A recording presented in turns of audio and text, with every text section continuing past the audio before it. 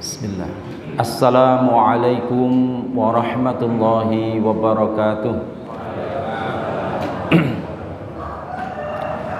Alhamdulillah. Alhamdulillahilladzi hadana lihada wa ma kunna linahtadiya laula an hadanallah. Asyhadu an la ilaha illallah wahdahu la syarikalah wa asyhadu anna Muhammadan abduhu wa rasuluh.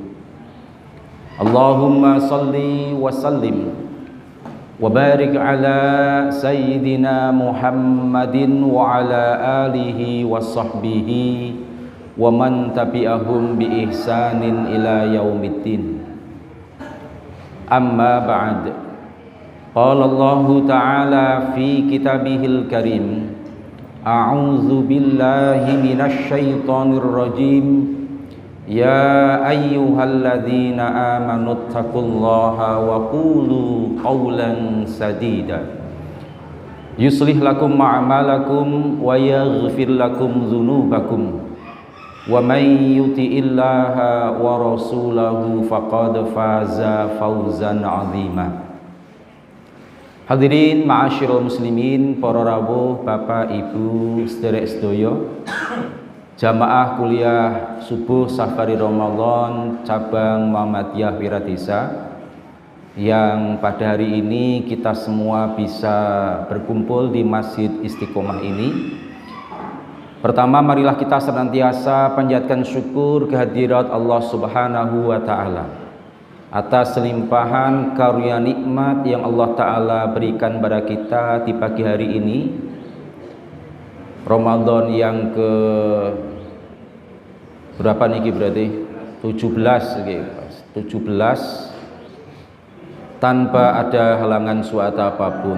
Hal ini membuktikan bahwasanya kita tergolong orang-orang yang mendapatkan nikmat dari Allah. Wabil khusus nikmat hidayah keimanan, hati kita tergerak untuk bisa mendatangi tempat-tempat yang diridhoi oleh Allah Subhanahu wa taala. Demikian pula kenikmatan yang berupa kesehatan. Oleh karena itu, mari kita mantapkan hati untuk menata niat kita menghadiri kajian di pagi ini ikhlas karena Allah, dalam rangka bersyukur kepada Allah Subhanahu wa taala. Salat dan salam semoga senantiasa terlimpah curahkan kepada junjungan kita baginda agung Nabi Muhammad sallallahu alaihi wasallam.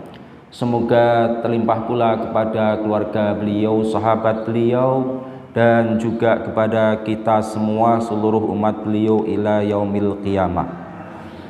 Hadirin ma'asyiral muslimin rahimakumullah.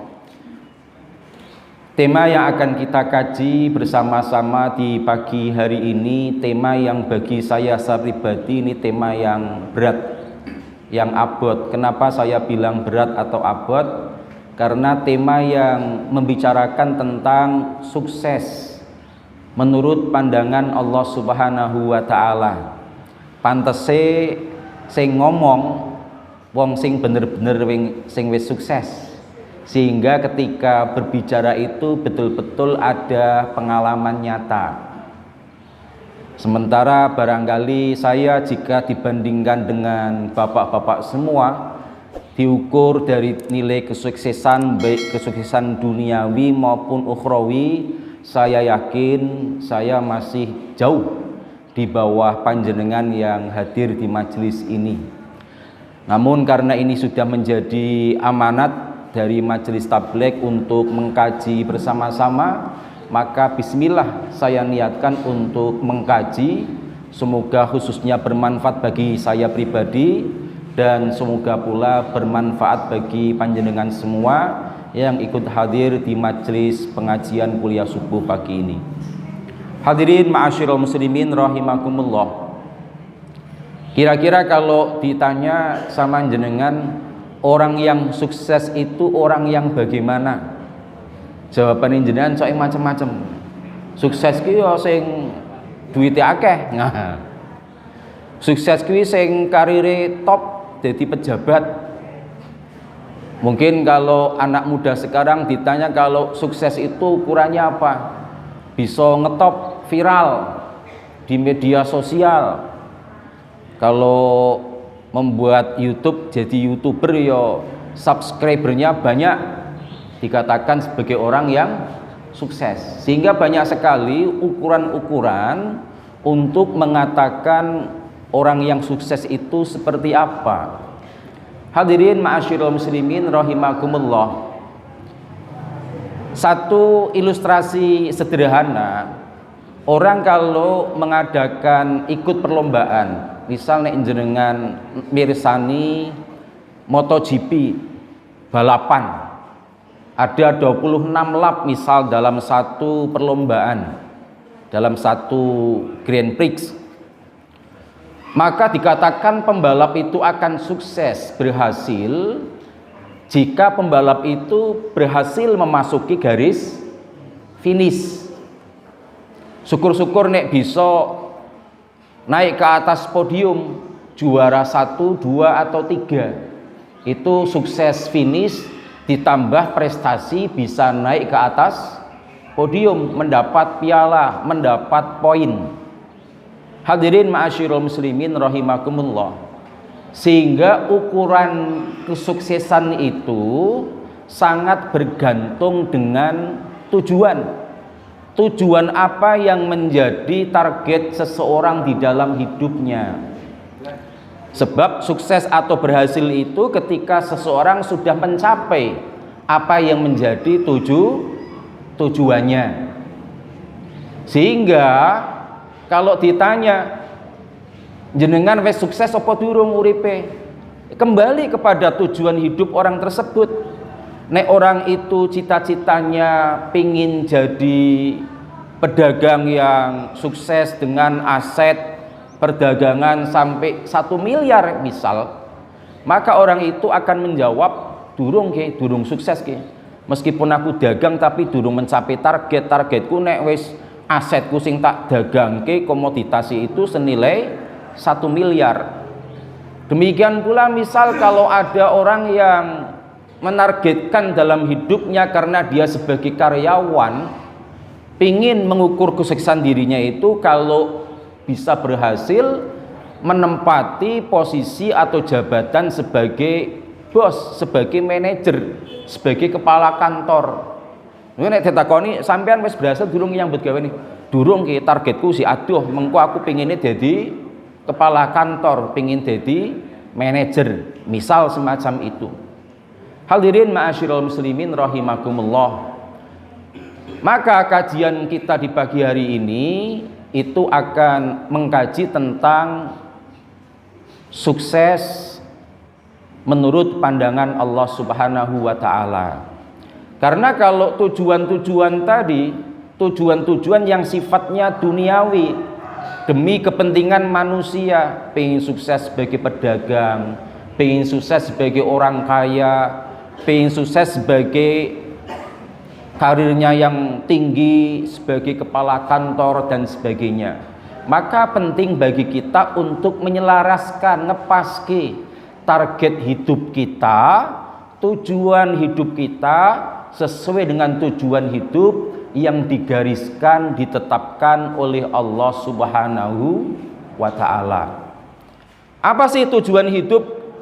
Sebagaimana yang Allah Ta'ala firmankan dalam Al-Quran. Hadirin ma'asyiral muslimin rahimakumullah. Dalam satu ayat di dalam surah Al-Fatih, Allah Ta'ala menceritakan sosok baginda Nabi Sallallahu Alaihi Wasallam dan juga para sahabat pengikut beliau radhiyallahu ta'ala anhum ajmain. Karena Nabi itu sosok panutan yang mesti kita contoh, maka apa yang menjadi tujuan Nabi juga mesti kita contoh menjadi tujuan hidup kita pula. Demikian pula para sahabat generasi terbaik di masa Nabi SAW, apa yang menjadi cita-cita mereka, apa yang menjadi tujuan hidup mereka pun mesti kita ikuti, kita contoh menjadi tujuan hidup kita. Jadi di dalam Al-Quran berbicara tentang tujuan hidup, Allah Ta'ala menceritakan apa yang menjadi tujuan hidup Nabi dan juga para sahabat. Dalam Al-Quran surah Al-Fatah ayat 29 tersebut Allah Ta'ala firmankan, A'udzu billahi minasyaitonir rajim. Muhammadur Rasulullah walladzina ma'ahu asyidda'u 'alal kuffari ruhama'u bainahum tarauhum ruk'an sujada yabtaghuna fadlan min rabbih wa ridwana. Ma'asyiral muslimin rahimakumullah. Di dalam ayat itu Allah Ta'ala firmankan, Muhammadur Rasulullah, Muhammad itu adalah utusan Allah. Walladzina ma'ahu, dan orang-orang yang bersama beliau, bersama baginda Nabi SAW. Konteksnya ayat ini menceritakan para sahabat. Demikian pula mestinya karena kita ingin mengikuti Nabi, mestinya termasuk golongan yang bersama beliau ini. Apa yang mereka lakukan, apa yang menjadi sikap mereka? Asyidda'u 'alal kuffar, memiliki sikap tegas terhadap orang-orang kafir. Ruhama'u bainahum, mengedepankan sikap lemah lembut, kasih sayang kepada sesama kaum muslimin. Tarauhum ruk'an sujada, kebiasaan mereka adalah rukuk sujud, menegakkan ibadah salat. Ya bataghuna fadlam minallahi wa ridwana. Ya bataghuna, mereka mencari. Apa yang mereka cari dalam hidup mereka? Fadlam minallah, anugerah dari Allah, wa ridwana, demikian juga keridhaan Allah Subhanahu wa taala. Jadi di ayat tersebut Allah Ta'ala ceritakan tujuan Nabi dan para sahabat itu ada dua. Satu, fadlam minallah, mencari anugerah dari Allah. Yang kedua, ridwan, maradhatillah, keridhaan Allah Subhanahu wa Ta'ala. Inilah yang menjadi target tujuan hidup Nabi dan para sahabat. Yang pertama, fadl, anugerah dari Allah. Ini sifatnya lebih ke arah duniawi.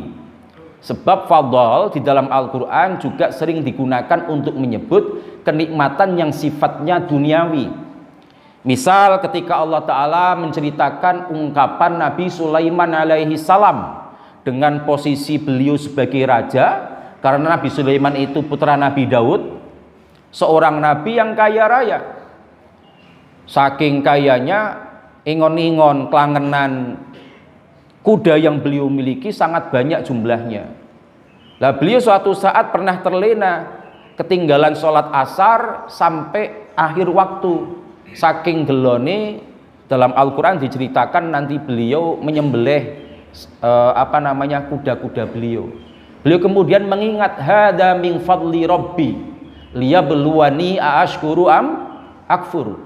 Beliau mengatakan semua yang beliau peroleh, yang beliau miliki, baik kedudukan sebagai raja maupun kekayaan, itu adalah fadli rabbi, bagian dari anugerah Allah Subhanahu wa Ta'ala. Fadl di dalam Al-Quran itu sering digunakan untuk menyebut kenikmatan duniawi.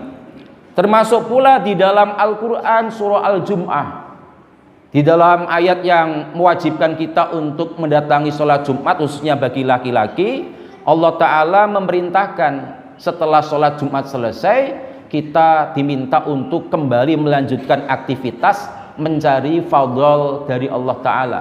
Fa'idha qudiyatis sholatu fangtashiru fil ardi wabtaghu min fadlillah. Dan apabila sholat Jumat itu telah ditunaikan, maka bertebaranlah di muka bumi, wabtaghu min fadlillah, dan carilah sebagian dari apa yang menjadi anugerah Allah Subhanahu wa Ta'ala. Jadi kita tidak salah, misal kita di dunia ini memiliki cita-cita pingin jadi pejabat, boleh. Memiliki obsesi pingin jadi pedagang yang sukses sehingga bisa kaya, apakah dilarang ingin menjadi orang kaya? Boleh, tidak terlarang. Namun yang perlu diingat, kita memiliki tujuan akhir. Tujuan duniawi itu tujuan sementara dan sebagai wasilah, sebagai sarana untuk mencapai tujuan yang terakhir. Apa tujuan terakhir? Keridhaan Allah Subhanahu wa taala. Sebab Allah taala firmankan dalam surah Al-Fatah ayat 29 tadi, ya badahuna fadlam minallahi wa ridwana. Bughyah atau cita-cita, harapan apa yang menjadi tujuan Nabi dan para sahabat dua. Satu, menggapai fadl, mendapatkan anugerah Allah di dunia ini, wa ridwana, dan mendapatkan pula ridha dari Allah Subhanahu wa taala. Enggak, kalau dipetakan, dibagi, itu ada short term, jangka pendek sukses, kesuksesan jangka pendek, yaitu kita ingin menjadi orang yang sukses di dunia, apapun posisi jenengan, apapun cita-cita jenengan. Tapi jangan lupa ada long term sukses, ada sukses jangka panjang, yaitu kita ingin mendapatkan ridho Allah Subhanahu wa taala. Dengan mengingat dua hal ini dalam tujuan hidup kita, misal jenengan pingin menjadi pedagang yang sukses, tidak akan lupa dengan tujuan akhir ingin mendapatkan ridho Allah Subhanahu wa taala. Maka ketika berdagang, misal tidak akan melanggar aturan Allah, justru dengan berdagang berupaya agar bagaimana ketika dia berdagang dan nanti kalau sudah berhasil berdagang bisa mendapatkan ridho dari Allah. Enggak, ketika berdagang dia tidak akan menipu calon pembeli, tidak akan mengurangi takaran, mengurangi timbangan, tidak akan membuat kesaksian palsu ben dagangane laris. Karena apa? Karena orang itu sudah memiliki tujuan jangka panjang untuk mendapatkan ridho dari Allah Subhanahu wa taala. Demikian pula misal ada orang yang bercita-cita ingin menjadi pejabat, entah itu sebagai anggota dewan legislatif atau ingin menjadi mungkin kepala desa atau tingkatnya lebih tinggi. Silakan. Itu tujuan sementara, namun jangan lupa posisi itu, jabatan itu justru merupakan sebenarnya sarana untuk mendapatkan kesuksesan yang puncak, yang terakhir, yaitu mendapatkan keridhaan Allah Subhanahu wa taala.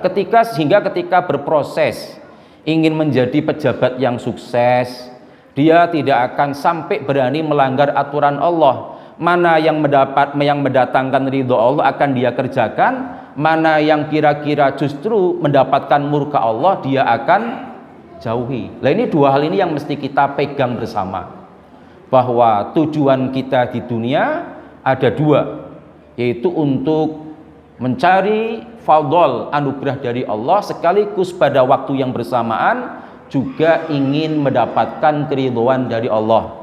Fadl dari Allah, anugerah dari Allah itu sifatnya duniawi demi kepentingan dunia kita. Keridhaan dari Allah ya masuk aspek duniawi tapi lebih ke arah sisi spiritual kita, jiwa kita diridhoi oleh Allah Subhanahu wa taala. Keduanya enggak boleh terpisah. Ridho fadl dicari tapi jangan melupakan keridhaan Allah Subhanahu wa taala. Hadirin ma'asyiral muslimin rahimakumullah. Kemudian lantas bagaimana konsep kesuksesan di dalam Al-Qur'an? Bagaimana sih kita bisa menjadi orang yang sukses menurut Al-Qur'anul Karim sebagai petunjuk hidup kita, wahyu kalam firman dari Allah Subhanahu wa taala. Ma'asyiral muslimin rahimakumullah.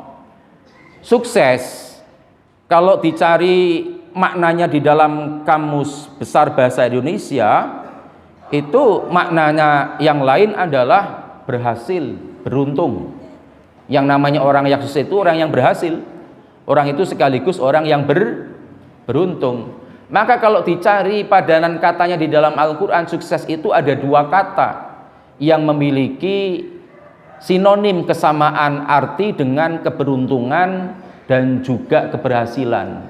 Yang pertama yaitu al-falah, yang kedua al-fauz. hayya alal falah, jenengan nek krungu adzan terus ndelok ning TV kan ana terjemahan iki. Marilah kita meraih keberhasilan, kesuksesan. Al falah itu ya istilah bahasa Arab, kalau diterjemahkan dalam bahasa Indonesia ya sukses, berhasil. Yang kedua al fauz, sering diartikan pula keberuntungan. Keberuntungan itu ya kesuksesan. Maka untuk tahu bagaimana Al-Qur'an mengkonsepsikan kesuksesan itu seperti apa dan bagaimana kita meraihnya, cari saja dengan menggunakan dua kata kunci tadi, fauzun sama falahun, dengan segala derivasi atau perubahan katanya, baik itu aflaha yuflihu, muflihun, demikian pula fauzun, faizun, afuzu, tafuzu, dan seterusnya. Cari dengan kata-kata itu di dalam Al-Quran kemudian dikumpulkan, maka kita akan menjumpai banyak ayat Al-Quran yang berbicara tentang konsep kesuksesan tersebut. Hadirin ma'asyiral muslimin rahimakumullah. Misal lafadz yang pertama al-falah, yang artinya adalah keberuntungan, al-falah, keberhasilan. Di dalam Al-Quran itu disebutkan sampai 40 kali dengan berbagai macam bentuk perubahannya. Misal dalam surah Al-Mu'minun, qad aflahal mu'minun. Dalam surah Ali Imran ayat 114, wal takum minkum ummatu yad'una ilal khair, dan seterusnya, wa ulaika humul muflihun. Itu kata-kata yang akar katanya atau aslinya adalah al-falah, keberhasilan, kesuksesan. Hadirin ma'asyiral muslimin rahimakumullah. La ungkapan kata al-falah ini memiliki korelasi hubungan dengan ungkapan profesi fallahun. Bocah-bocah MI kelas 5 biasanya ngerti. Fallahun maknanya adalah petani. Fallahun, petani. Kenapa petani di dalam bahasa Arab disebut fallah? Fallah itu profesi petani, sebab petani itu pekerjaannya membelah tanah dengan dicangkul, kemudian menaruh benih di dalamnya, ditunggu dengan disirami, dirabuk, menunggu masanya untuk dipanen. Maka fallah itu kalau dirujuk makna asli yang sebenarnya, fallah itu membelah. Karena kerjaan petani ini membelah tanah dengan cara dicangkul, maka pekerjaannya orangnya disebut dengan fallah. Lah kalau kita melihat profesi petani itu untuk mencapai keberhasilan tidak diam begitu saja. Dia berproses, mulai dari menyiapkan bibit yang unggul, benihnya dipersiapkan, bahan-bahan untuk mendapatkan tanaman yang bagus kualitasnya. Kemudian berproses lagi, disemai, benih tadi ditaruh di dalam tanah, kemudian dirabuk, dipupuk, dirawat sedemikian rupa sampai kemudian menunggu masa panennya. Hal ini menggambarkan bahwasanya kesuksesan, keberhasilan itu bukan sesuatu yang sifatnya instan cepat begitu saja, tetapi harus diupayakan, harus diusahakan. Hadirin ma'asyiral muslimin rahimakumullah. Lah ungkapan kata al-falah, kesuksesan, keberhasilan dalam Al-Quran seperti itu kalau kita rujuk kepada penjelasan para mufassir, sebenarnya pengertiannya ya mirip-mirip dengan pengertian kesuksesan pada umumnya. Misal kalau dalam tafsir Al-Maraghi oleh Sayyid Mustafa Al-Maraghi, beliau mengatakan yang namanya al-falah, keberhasilan atau keberuntungan itu adalah kondisi tercapainya tujuan yang dicita-citakan. Sama sebagaimana tadi saya bilang di awal, orang dikatakan berhasil atau sukses apabila orang itu telah bisa mencapai tujuannya. Hadirin ma'asyiral muslimin rahimakumullah. Kemudian yang kedua, di dalam Al-Quran ungkapan keberhasilan atau kesuksesan juga disebut dengan istilah al-fauz. Dzalikal fauzul azim, itulah keberuntungan yang besar. Misal dalam Al-Quran Allah Ta'ala firmankan, dalam surah Al-Imran ayat yang ke-185. Faman zuhziha 'anil nari wa udkhilal jannata faqad faz. Maka barang siapa yang dirinya dijauhkan dari api neraka dan kelak dimasukkan ke dalam surga, faqad faza, maka betul-betul orang itu beruntung. Cara Jawane beruntung itu ya bejo. Wong bejo ki wong sing sukses. Enggak nanti berkenaan dengan makna perbedaan antara al-falah dengan al-fauz, meskipun diterjemahkan dalam bahasa Indonesia sama-sama diartikan beruntung, sama-sama diartikan berhasil, namun oleh para mufasir dibedakan. Kalau al-falah itu keberhasilan yang sifatnya diusahakan dan juga bukan tujuan akhir.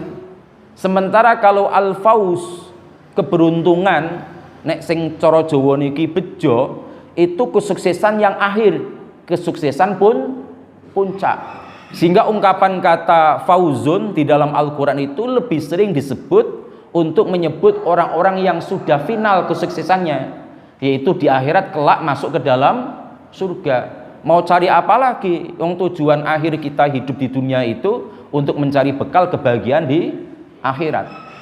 Hadirin ma'asyiral muslimin rahimakumullah. Maka kemudian dari dua kata tadi, baik itu falah maupun fauzun, itu kita cari dalam Al-Quran, kemudian kita berusaha untuk menggali bagaimana sih mewujudkan kesuksesan itu. Ma'asyiral muslimin rahimakumullah, satu ayat yang saya sangat tertarik sekali untuk dijadikan sebagai konsep bagaimana kita meraih kesuksesan adalah Al-Quran surah At-Taubah ayat yang ke-20. Allah Ta'ala firmankan, alladzina amanu wa hajaru wa jahadu fi sabilillahi bi amwalihim wa anfusihim a'zamu darajatan indallah wa ulaika humul faizun. Mereka orang-orang yang beriman, satu beriman.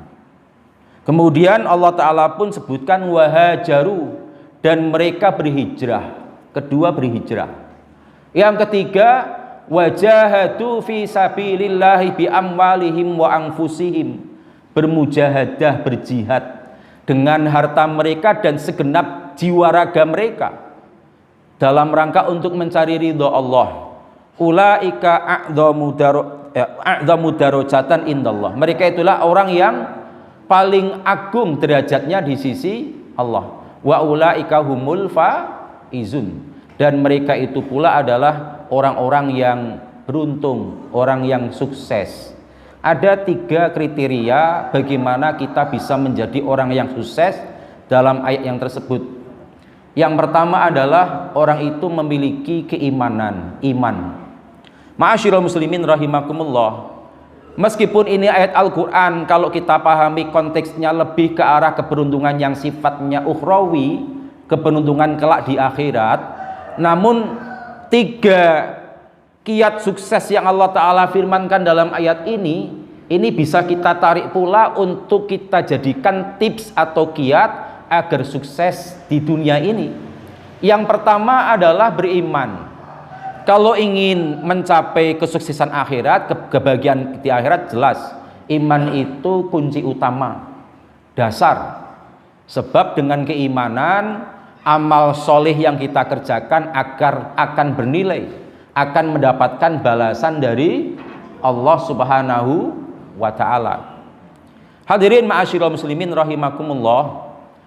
Maka dalam ayat Al-Quran, misal Allah Ta'ala firmankan dalam surah An-Nahl, man amila salihan minkum min dzakarin aw unsa wa huwa mu'minun falanuhyannahu hayatan thayyibah.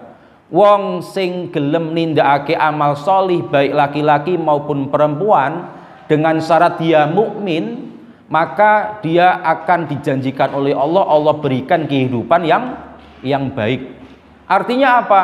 Keimanan ini menjadi prasyarat agar amal solih kita berbuah balasan dari Allah. Orang yang mengerjakan, kita semua itu harus memiliki landasan keimanan.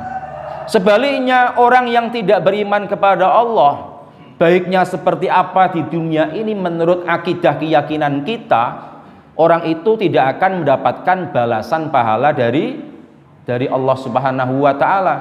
Misal di dunia ini orang yang kita anggap paling sukses siapa? Mungkin Bill Gates, atau mungkin tokoh siapa yang miliarder lah, paling top sugih nemen, Elon Musk misal ya, atau mungkin yang lainnya. Dia kemudian selain kaya juga banyak membuat lembaga filantropi, dia banyak membantu orang-orang Afrika. Meskipun baiknya seperti apa kita lihat di dunia, tapi kalau orang itu tidak beriman, maka kebaikannya tidak akan sampai kepada Allah Subhanahu wa taala. Sebab Allah taala firmankan dalam Al-Qur'an surah Al-Baqarah, "Wa may yabtaghi ghairal islami dinan fala yuqbala minhu wa huwa fil akhirati minal khasirin." Barang siapa orang yang menjadikan selain Islam sebagai agama, maka apapun yang dilakukan kebaikan orang itu tidak akan diterima oleh Allah Subhanahu wa taala, dan kelak di akhirat termasuk orang-orang yang merugi. Nah, ini kalau kita kaitkan kiat yang pertama, iman sebagai upaya untuk mendapatkan kesuksesan di akhirat. Ma'asyiral muslimin rahimakumullah. Ya, kiat keimanan ini pula dapat kita tarik untuk dijadikan sebagai kiat sukses di dunia. Apa maknanya iman kita jadikan sebagai dasar agar kita sukses dalam kehidupan di dunia ini? Iman itu adalah percaya, sifat kepercayaan. Maka makna iman kalau dikaitkan dengan bagaimana kita meraih kesuksesan di dunia, kita harus memiliki sikap percaya diri terhadap apa yang menjadi cita-cita kita, terhadap apa yang sudah kita rencanakan untuk meraih cita-cita kita. Maka percaya diri ini perlu dibangun. Demikian pula dari kata iman ini juga dapat diambil satu kiat lain, yaitu apa? Amanah. Orang untuk sukses bisa menjalin relasi hubungan dengan sesama manusia, orang itu harus memiliki sifat amanah, bisa dipercaya. Lah, amanah akan terbangun kalau orang itu memiliki sikap keimanan yang kuat. Dia percaya adanya Allah sehingga dia di dalam kesehariannya tidak akan cedera khianat kepada Allah, juga tidak akan cedera khianat kepada sesama manusia. Hadirin ma'asyiral muslimin rahimakumullah. Kemudian yang kedua, kiat sukses yang kedua adalah berhijrah. Kalau ayat tadi dimaknai secara kesuksesan secara ukhrawi, wahajaru dan berhijrah, konteksnya adalah menyebut para sahabat yang betul-betul berhijrah secara fisik, pindah dari Mekah ke Madinah. Tapi spiritualitas atau makna hijrah ini dapat kita ambil bahwa orang yang sukses itu adalah orang yang ingin bertransformasi, berubah dari yang semula tidak baik menjadi baik. Itu kunci kesuksesan. Sehingga makna hijrah dalam arti umum itu bukan hanya sekedar pindah secara fisik dari tempat ke satu tempat, tapi hijrah dalam arti umum itu ya perubahan diri kita menjadi pribadi yang semakin lebih baik. Hal ini sebagaimana pula Nabi SAW sabdakan bahwa hakikat orang yang hijrah, al-muhajiru man hajara manahallahu anhu. Orang yang berhijrah itu adalah orang yang mau meninggalkan segala apa yang Allah Ta'ala cegah, apa yang Allah Ta'ala larang. Artinya orang yang berhijrah hakikatnya adalah orang yang berupaya memperbaiki diri, apa yang tidak baik dia tinggalkan, berpindah pada dirinya untuk melakukan hal-hal yang lebih baik. Hadirin ma'asyiral muslimin rahimakumullah. Nah, kemudian semangat hijrah berubah menjadi pribadi yang lebih baik itu tidak hanya berlaku pada individu diri kita saja. Dalam Al-Quran, keinginan untuk berubah lebih baik itu sifatnya harus kolektif, kudu ngajak karo wong liya. Maka muncul perintah untuk dakwah amar ma'ruf nahi mungkar, sehingga ayat 114 surah Ali Imran itu menjadi dasar semangat berdirinya persyarikatan ini. Bab Allah Ta'ala firmankan, wal takum minkum ummatu yad'una ilal khair wa ya'muruna bil ma'ruf wa yanhauna 'anil munkar wa ulaika humul muflihun. Ada kata-kata al-muflihun di situ. Hendaklah di antara kalian ada segolongan umat, sekelompok orang yang mengajak, menyeru kepada kebaikan yang sifatnya ideal, al-khair, wa ya'muruna bil ma'ruf, dan memerintahkan kepada kebaikan yang sifatnya ma'ruf, sifatnya itu normatif yang diketahui oleh orang banyak. Wa yanhauna 'anil munkar, juga mencegah dari perbuatan mungkar. Wa ulaika humul muflihun, dan seperti itulah mereka adalah orang yang beruntung. Sehingga proses transformasi berubah menjadi pribadi yang lebih baik, keinginan untuk menjadi semakin lebih baik, itu merupakan kiat sukses yang kedua, yang itu bukan hanya sifatnya individual, tapi kita pun harus mengajak kepada orang lain. Hadirin ma'asyiral muslimin rahimakumullah. Kemudian yang ketiga, mujahadah. Mujahadah di dalam banyak ayat Al-Quran Allah pun firmankan sebagai bentuk perintah dari Allah. Demikian pula dalam ayat tertentu Allah Ta'ala mengikhbarkan, memberitahukan dalam bentuk kalimat berita. Misal Allah Ta'ala firmankan, walladzina jahadu fina lanahdiyannahum subulana. Mereka orang-orang yang bermujahadah, mengerahkan segenap kemampuan untuk menempuh jalan yang kami Allah Ta'ala ridhoi, lanahdiyannahum subulana, maka niscaya benar-benar kami Allah berikan petunjuk kepada mereka itu. Ma'asyiral muslimin rahimakumullah, apa sih mujahadah sebagai kiat kita agar menjadi orang yang berhasil baik di dunia maupun di akhirat kelak? Mujahadah ini maknanya di dalam masyarakat kadang mengalami penyempitan. Padahal makna mujahadah secara umum itu ya sungguh-sungguh dengan mengerahkan segenap kemampuan yang kita miliki, baik itu harta maupun nyawa, termasuk pula kemampuan akal pikiran, untuk mencapai mendapatkan ridho Allah Subhanahu wa Ta'ala. Sebab sebagian ada yang memaknai mujahadah itu sekedar hanya mengangkat senjata, jihad fisabilillah. Padahal itu hanya salah satu artinya saja yang sangat sempit. Jihad fisabilillah, qital, mengangkat senjata. Demikian pula ada istilah penyempitan makna menggunakan kata mujahadah digunakan untuk menyebut aktivitas zikir. Ono komunitas majelis mujahadah. Nek ditakoni kegiatannya apa? Kegiatannya zikir mujahadahan. Padahal konsep mujahadah itu sangat luas. Bersungguh-sungguh mengerahkan segenap kemampuan yang kita miliki, baik itu kemampuan ekonomi, harta yang kita miliki, maupun jiwa raga kita, demikian pula akal pikiran kita, semuanya kita gunakan untuk mendapatkan ridho Allah Subhanahu wa Ta'ala. Lah kalau dikaitkan dengan konsep kesuksesan yang mana mujahadah itu ya bersungguh-sungguh, ora leha-leha. Wong sing pengin sukses ya kudu sungguh-sungguh. Ora leha-leha berada di zona yang nyaman. Orang itu kudu mengerahkan segenap kemampuannya, melek wengi nek pengin berhasil belajar. Misal bagi para pelajar ya liyane dodolanan kudu sinau dhewe. Sing pengin dagang sukses ya liyane do nyante-nyante ya berusaha untuk menggait para calon pembeli. Itu bentuk mujahadah pada konteksnya masing-masing. Lah kalau ingin sukses secara ukhrawi, besok tergolong penghuni surga, ya mujahadah dalam arti kita mengerahkan segenap kemampuan untuk melakukan hal-hal yang diridhoi oleh Allah Ta'ala, beramal soleh, beribadah. Lah kalau konteksnya ingin meraih kesuksesan di dunia, mujahadah itu ya maknanya bersungguh-sungguh di dalam mewujudkan apa yang menjadi tujuan maupun cita-cita kehidupan kita. Hadirin ma'asyiral muslimin jamaah kuliah subuh rahimakumullah.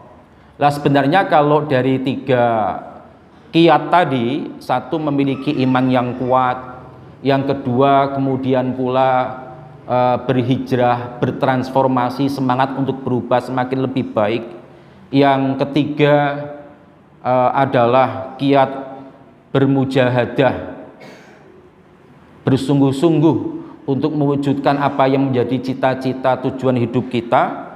Kalau dijelentrehke, dijelaskan lebih lanjut, itu masing-masing memiliki sub penjelasan yang sangat panjang.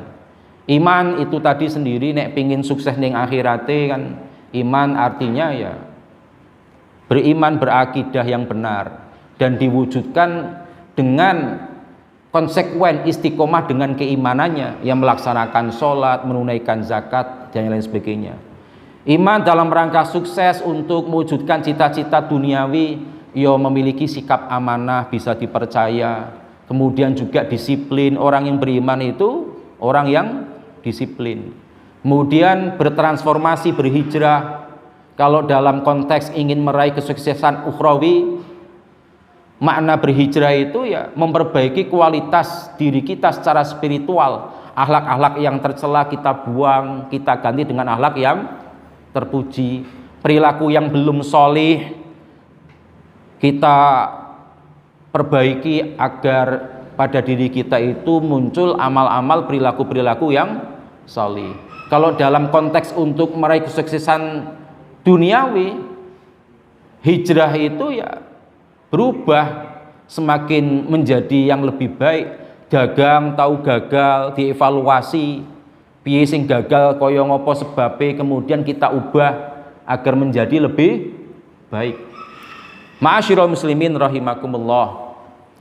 Terakhir, Rasulullah SAW dalam hadis yang panjang, beliau menggambarkan kategori orang yang hidup di dunia ini ada 4 kelompok.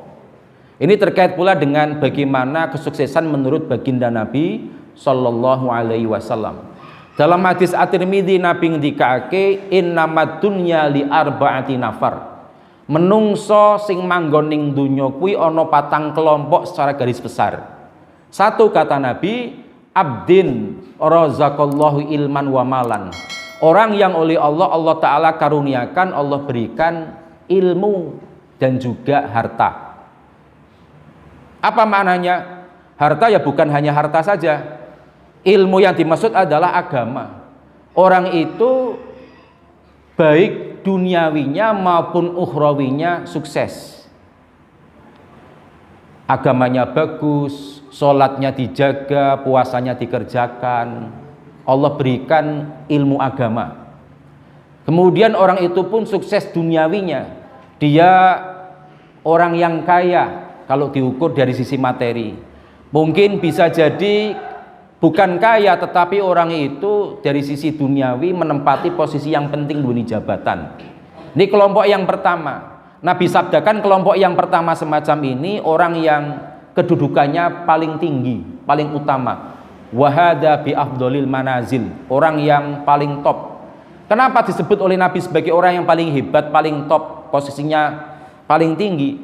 Karena orang itu orang yang solih, tahu agamanya, ngerti agamane, ngerti tuntunan agamane, dan dia memiliki kekuatan duniawi. Ini harta yang berlimpah, maka harta yang berlimpah dia akan gunakan untuk bertakwa kepada Allah. Ngajak-ngajak wong liya juga untuk bertakwa kepada Allah. Kalau dalam hadis Nabi disebut fayattaqi fihi rabbahu wa yasilu fihi rahimahu. Dia akan bertakwa kepada Allah, hubungan baik kepada sesama.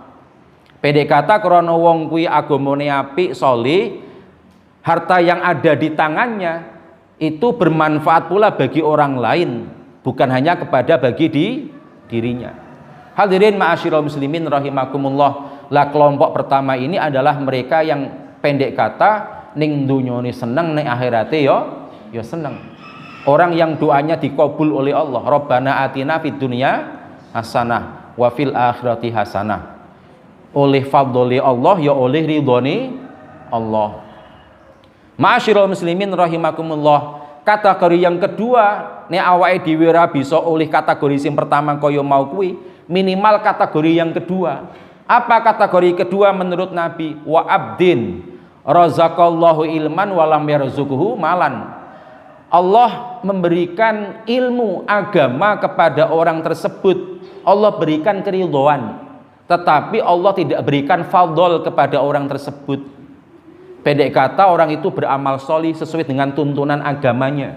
Allah ridho kepada orang tersebut. Tujuan hidup mendapat ridho Allah tercapai.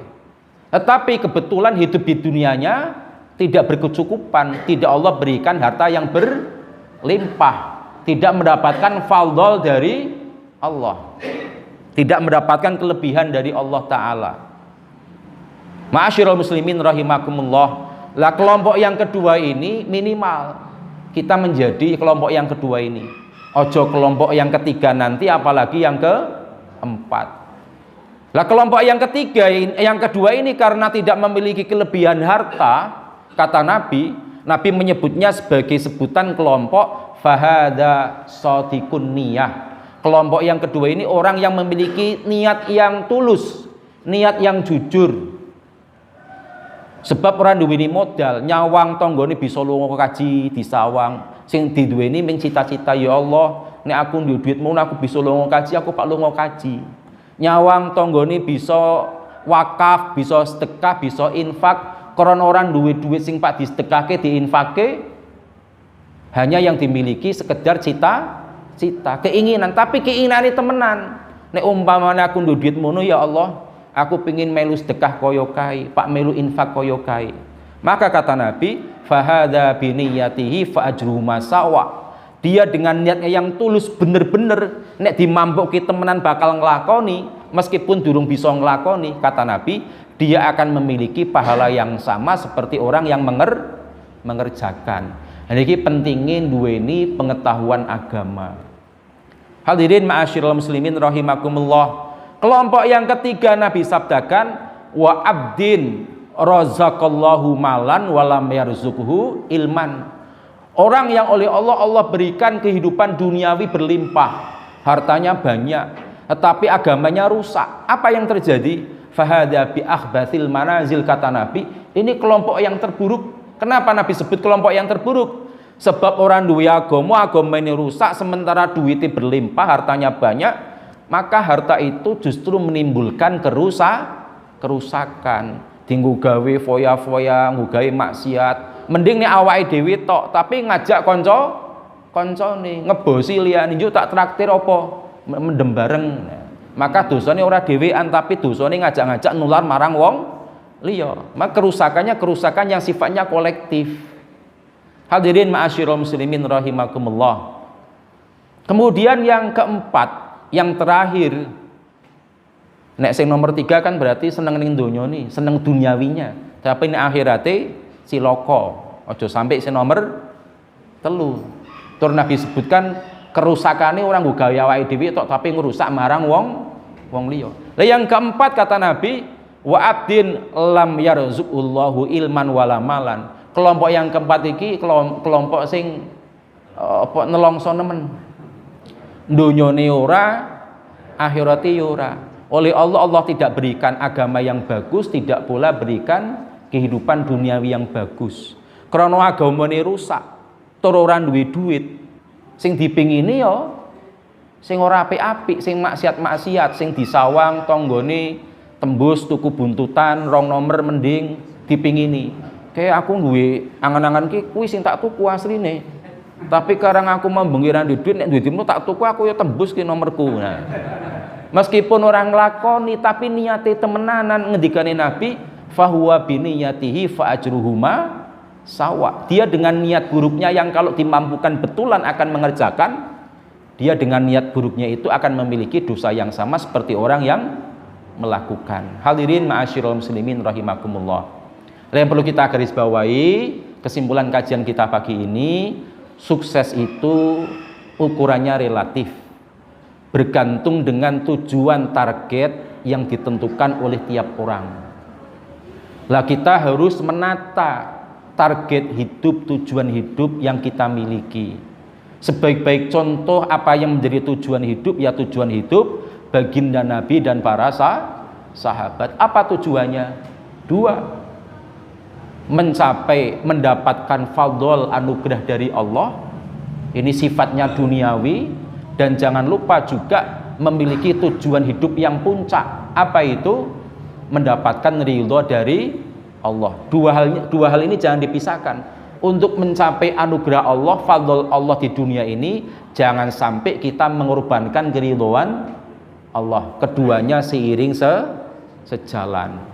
Nek umpamane fadl ora, keridhoane Allah aja dikorbanake. Ibarat kelompok yang kedua tadi, ning dunyane ora pati seneng, yo ojo sampai ora seneng yang kedua kali dan selamanya di akhirat. Semoga bermanfaat kajian kita di pagi ini. Kita akhiri bersama-sama dengan memohon kepada Allah Ta'ala, kiranya Allah Ta'ala berkenan memberikan hidayah kepada kita, juga kekuatan lahir dan batin untuk mengikuti apa yang menjadi petunjuk-petunjuk Allah Ta'ala.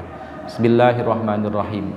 Alhamdulillahirabbil alamin. Allahumma salli wa sallim wa barik ala nabiyyina Muhammadin wa ala alihi washabbihi ajmain. Allahumma arinal haqqa haqqan warzuqna ittiba'ah wa arinal batila batila warzuqna ijtinabah. Allahumma ij'alna mimman yastami'unal qawla fayattabi'una ahsanah. Rabbana la tuzigh qulubana ba'da idh hadaitana wa hab lana min ladunka rahmah innaka antal wahhab. Allahumma ya muqallibal qulub tsabbit qulubana ala dinik wa ya musarrifal qulub sarrif qulubana ala taatik. Rabbana atina min ladunka rahmah atina min ladunka rahmah atina min ladunka rahmah wa hayyi' lana min amrina rasyada. Rabbana ighfir lana wa liwalidayna wa li jamil muslimina wal muslimat wal mu'minina wal mu'minat innaka ala kulli syai'in qadir. Rabbana atina fid dunya hasanah wa fil akhirati hasanah wa qina adzabannar. Walhamdulillahirabbil alamin. Wa lakum minkum nasrun minallah wa fathun qarib. Assalamualaikum warahmatullahi wabarakatuh.